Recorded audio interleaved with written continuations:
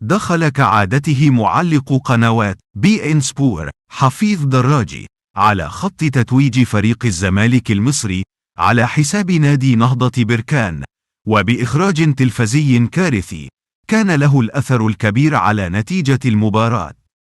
وقال حفيظ دراجي: مبروك لنادي الزمالك العريق ولجمهوره العظيم التتويج بلقب كأس الكونفدرالية على حساب نهضة بركان المغربي باستحقاق وتميز. قبل أن يضيف دراجي: مبروك للكرة المصرية على لقب جديد يضاف إلى سجل استثنائي من الألقاب القارية على مستوى الأندية والمنتخبات.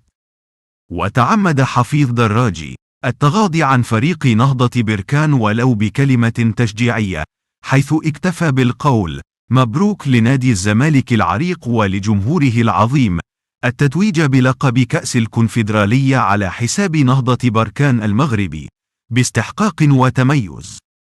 وفي العادة حينما يتم تقديم تهنئة للفريق الفائز، فمن الصواب أن تتمنى للفريق الآخر الحظ في مناسبات قادمة، وهو ما لم يفعله دراجي عمدا.